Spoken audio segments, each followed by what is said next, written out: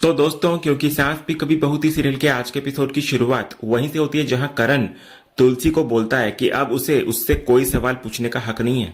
ये सुनते ही तुलसी कहती है कि अगर अपने ही पति के बारे में सवाल पूछने का उसे हक नहीं है तो फिर किसे है। फिर वो करण के सामने वही चिट्ठी दिखाते हुए गुस्से में पूछती है कि आखिर ये मिहिर की चिट्ठी उसके पास आई कहां से, और जोर से चिल्लाकर कहती है जवाब दे करण। इस पर करण बोलता है कि आखिर वो जानना क्या चाहती है। वो कहता है कि तुलसी ने खुद देख लिया है कि ये उसके पापा का ही लेटर है, लेकिन तुलसी तुरंत उसकी बात काटते हुए कहती है कि वो उससे झूठ बोलना बंद करे। वो कहती है कि मिहिर ने पूरी जिंदगी उसके लिए अपने हाथों से खत लिखे हैं, उन्होंने आज तक कभी एक भी टाइप लेटर नहीं भेजा। तब करण कहता है कि 10 साल बहुत लंबा समय होता है। जब तुलसी इस घर में नहीं थी तब दुनिया बदल गई और उसके पापा भी बदल गए। वो कहता है कि ये ईमेल से आया हुआ लेटर है और उसने सिर्फ उसका प्रिंट निकाला है। इतना सुनते ही तुलसी कहती है कि अगर ईमेल आया है तो वो अभी लैपटॉप में देखकर सच जान लेगी। इतना बोलकर जैसे ही वो करण का लैपटॉप देखने की कोशिश करती है, करण तुरंत लैपटॉप अपनी तरफ खींच लेता है। वो साफ कह देता है कि वो उसे कुछ भी नहीं दिखाएगा। फिर करण कहता है कि उसके पापा अब उससे कोई रिश्ता रखना नहीं चाहते। वे नहीं चाहते कि तुलसी उनके बारे में कुछ भी जाने, और सबसे बड़ी बात कि वे उससे नफरत करते हैं। लेकिन तुलसी उसकी आंखों में देखते हुए कहती है कि उसे झूठ बोलते हुए जरा भी शर्म नहीं आती। वो कहती है कि वो अपने बेटे को अच्छी तरह जानती है और सच ये नहीं है कि ये मिहिर का खत है, बल्कि सच ये है कि ये पूरा लेटर खुद करण ने लिखा है। इतना बोलकर वो उससे दोबारा पूछती है, लिखा है ना, जवाब दे। कुछ पल की खामोशी के बाद करण भी गुस्से में कह देता है कि हाँ, ये खत मैंने ही लिखा है। लेकिन वो साथ ये भी कहता है कि एक बात बिल्कुल सच है कि उसके पापा अब तुलसी से सिर्फ नफरत करते हैं और कभी उससे मिलना नहीं चाहते। ये सुनते ही तुलसी का गुस्सा फूट पड़ता है। वो कहती है कि इस उम्र में वो अपने ही माँ बाप के बीच दरार डालने की साजिश रच रहा है। लेकिन करण बिना पीछे हटे कहता है कि हाँ, उसने दरार डाली है और आगे भी डालता रहेगा। तब तुलसी दुखी होकर कहती है कि उसने कभी सपने में सोचा भी नहीं था कि उसका बेटा इतना नीचे गिर जाएगा।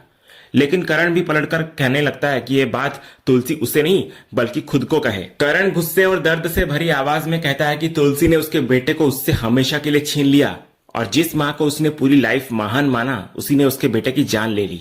और सिर्फ उसके बेटे को ही नहीं मारा, बल्कि उसके दिल में तुलसी के लिए जो प्यार, सम्मान और विश्वास था उसे भी हमेशा के लिए खत्म कर दिया। करण आगे कहता है कि हाँ, वो ये सब करता रहेगा, लेकिन कम से कम वो किसी की जान तो नहीं लेगा, उसने कभी किसी का खून तो नहीं किया। तब तुलसी उसको समझाने की कोशिश करती है। वो कहती है, क्या उसने कभी एक बार भी शांति से बैठकर यह सोचने की कोशिश करी है कि जो कुछ हुआ उसके पीछे कोई और कारण भी हो सकता है।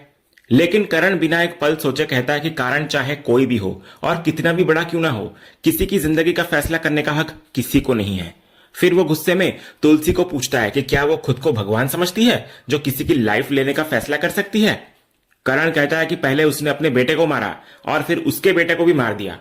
इसके बाद वो बेहद कड़वे शब्दों में कहता है कि तुलसी ने मां जैसे पवित्र शब्द पर ही कलंक लगा दिया, क्योंकि कोई कभी सोच भी नहीं सकता कि जन्म देने वाली एक मां किसी की जान लेने वाली कातिल भी हो सकती है। तो करण की बातें सुनकर तुलसी का सब्र टूट जाता है। वो गुस्से में कहती है कि आज उसने साबित कर दिया कि वो सच में मंदिरा का ही बेटा है।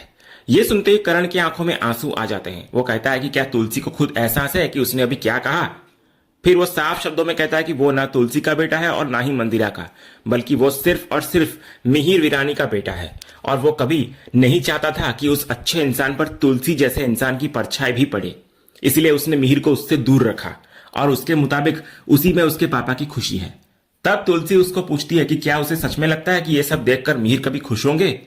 लेकिन करण कहता है कि उसे सिर्फ इतना पता है कि उसने जो किया बिल्कुल सही किया और वो किसी भी कीमत पर तुलसी को मिहिर से कभी मिलने नहीं देगा।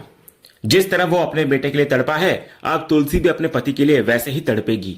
इतना बोलकर करण कमरे के दरवाजे तक जाता है और कहता है कि भले ही ये घर तुलसी का हो, लेकिन वो इस कमरे का रेंट देता है, इसलिए अगली बार बिना नॉक किए उसके कमरे में आने की कोशिश वो न करे। फिर वो कहता है, प्लीज लीव। लेकिन तुलसी जाने से पहले आखिरी बार करण के पास आकर पूछती है कि मिहिर आखिर कहां है। करण भी उसकी आंखों में देखते हुए कहता है कि वो मर जाएगा, लेकिन मिहिर का पता कभी नहीं बताएगा। यह सुनकर तुलसी दृढ़ आवाज में कहती है कि अगर वो नहीं बताएगा तो वो खुद अपने पति को ढूंढ निकालेगी और फिर देखेगी कि करण उसे कैसे रोकता है।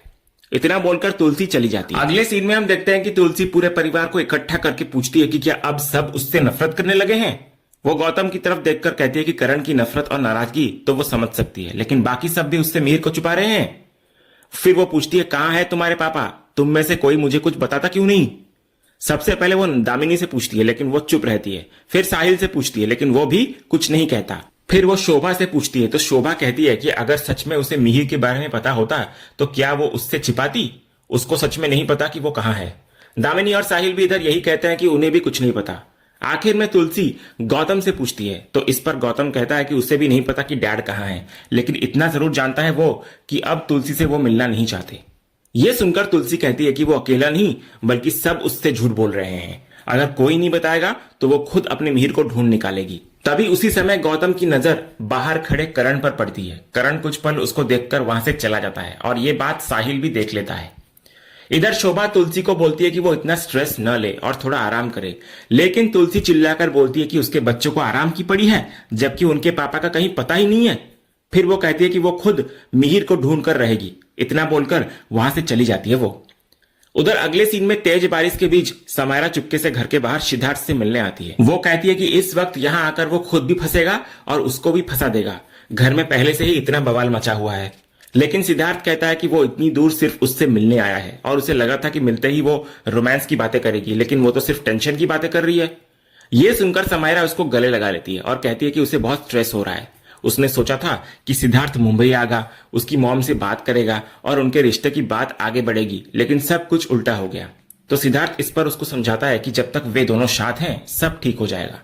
उधर तुलसी अपने कमरे में ठाकुर जी से कह रही होती है मन में कि ये कैसी लड़ाई है जहां उसके अपने ही उसके खिलाफ खड़े हैं। इसी बीच जब वो खिड़की बंद करने जाती है तो नीचे समायरा को किसी से बात करते हुए और फिर उसे गले लगाते हुए देख लेती है। हालांकि इतनी दूर होने की वजह से वो सिद्धार्थ को पहचान नहीं पाती।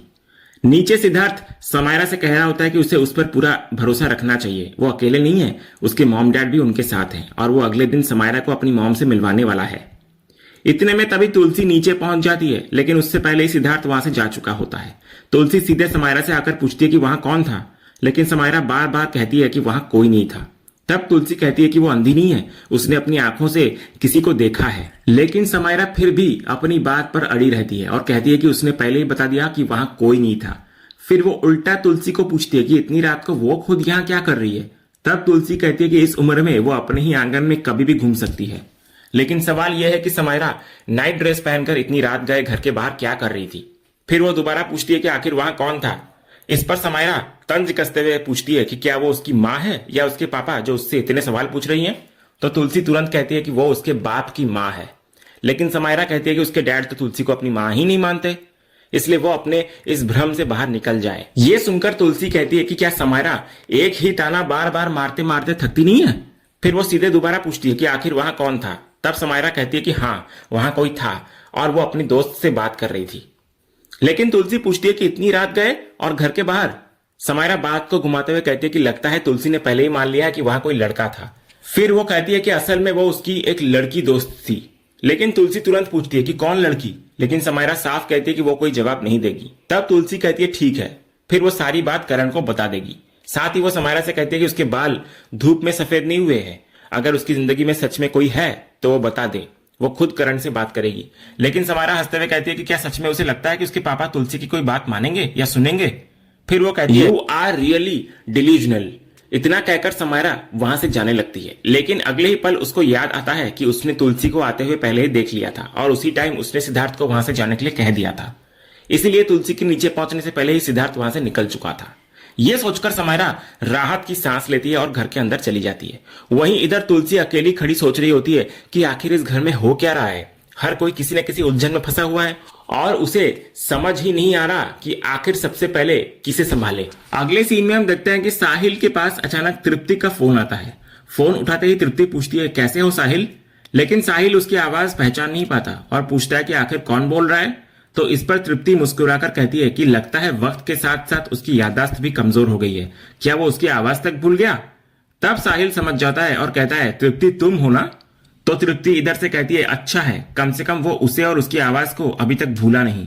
लेकिन साहिल गुस्से में पूछता है कि उसकी हिम्मत कैसे हुई उसे फोन करने की। इस पर तृप्ति मजाक उड़ाते हुए कहती है कि बहुत आसान था, पहले उसका नंबर पता किया, फिर फोन लगाया, घंटी बजी और उसने फोन उठा लिया। फिर वो कहती है कि शादी में उसको देखकर पुरानी यादें ताजा हो गई थी, इसलिए उससे रहा नहीं गया। लेकिन साहिल साफ शब्दों में कहता है कि वो दोबारा उसे कभी फोन करने की हिम्मत न करे। उसके लिए तृप्ति का अध्याय बहुत पहले खत्म हो चुका है। अब ना उसे याद करने की कोई इच्छा है और ना ही उसका चेहरा देखने की, क्योंकि वो इसके लायक ही नहीं है। ये सुनकर तृप्ति कहती है अगर फोन नहीं करेगी तो क्या सीधे शांति निकेतन आ जाए वो।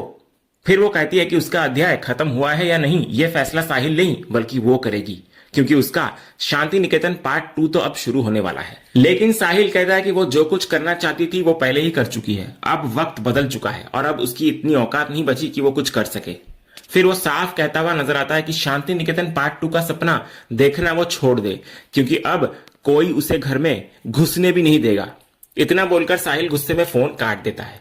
इधर फोन कटते ही तृप्ति मुस्कुराने लगती है और कहती है कि इतने साल बाद भी साहिल बिल्कुल वैसा का वैसा ही है, वही पुराना बेवकूफ। उसी टाइम सुभाष वहां आता है और पूछता है कि वो इतनी मुस्कुरा क्यों रही है। तो तृप्ति बात को छिपाते हुए कहती है कि एक पुराने जानकार का फोन आया था, उसने एक ऐसी बेवकूफी की बातें की कि उसकी हंसी ही छूट गई। इसके बाद सुभाष कहता है कि उसे उनकी वेडिंग एनिवर्सरी के लिए अंजार की बुकिंग करवा देनी चाहिए।